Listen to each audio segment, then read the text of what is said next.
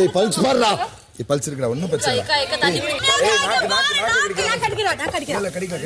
கடிக்கிற. Big pass ஹவுஸ்ல ஏற்கனவே சாப்பாடுக்கு தட்டுப்பாடா இருக்கு. இந்த நிலைமையில பிபி ஹவுஸ்க்கும் டீலக்ஸ் ஹவுஸ்க்கும் ஒரு பிரச்சனை வருது. இந்த காரணத்தினால பிரேக்ஃபாஸ்ட் ரொம்ப டிலே ஆகுது. அந்த பிரச்சனை ரொம்ப நேரமா ஓடிக்கிட்டு இருக்க நேரத்துல ரம்யாஜு திடீர்னு மயக்கம் போட்டு விழுந்துட்டாங்க.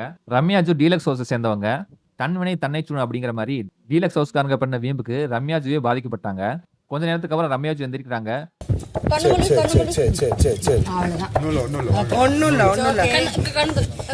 பிக் பாஸோட ஆடியோ ரம்யாஜுவை கன்ஃபெஷன் ரூமுக்கு வர சொல்றாங்க. ரம்யா கன்ஃபெஷன் ரூமுக்கு வாங்க. கன்ஃபெஷன் ரூமுக்கு போன ரம்யாஜு கொஞ்ச நேரம் கழிச்சு திரும்ப வராங்க. வெளியே வந்தவங்ககிட்ட என்ன காரணம்னு கேட்டா சாப்பிடாததான் காரணம் அப்படின்னு சொன்னதா சொல்றாங்க. மயக்கம் போட்டு விழுந்த ரம்யாஜுக்கு ஃபர்ஸ்ட் எய்ட் பார்த்த மாதிரியே தெரியல. ரம்யாஜு அந்த மாதிரி எதுவுமே சொல்லல. ரம்யாஜு சொல்றாங்க எனக்கு லோ சுகர் ஆயிருக்கும், அதனால தான் மயக்கம் போட்டேன் அப்படின்னு. அதனால சுகர் கொடுங்க அப்படின்னு சொல்லி கேட்கறாங்க. ஆனா சுகரே வந்து வீட்டுல இல்லையாமா. அதை கனி பிக் பாஸ் ரெக்வெஸ்ட் பண்றாங்க. அட்லீஸ்ட் ஒரு கப் சுகராவது அனுப்புங்க. அது நாங்க அவளுக்கு மட்டும் யூஸ் பண்றோம். ஒருவேளை நாங்க யூஸ் பண்ண கூடாதுன்னு நினைச்சேன். பிக் பாஸ்ல ஃபர்ஸ்ட் வீக்ல தண்ணி விடாதனால பாத்திரம் சரியா கழுவாம பல பேருக்கு லூஸ் மோஷன் ஆயிருக்கு. பல பேருக்கு த்ரோட் ப்ராப்ளமா இருக்கு.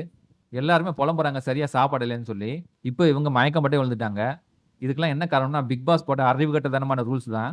ஒரு ஷோ நடத்தினா பட்னி போட்டா சண்டை வரும்னு நினைப்பாங்க. இவங்கெல்லாம் ஆர்டிஸ்ட்னா அவங்களுக்கு ஏற்ற மாதிரியான டாஸ்க் கொடுத்து அதுல வர சண்டைகளை வந்து சுவாரஸ்யமா காட்டலாம். சுத்த மடத்தனமான மட்டமான ஷோவா வந்து இதை மாத்திட்டு போறாங்க.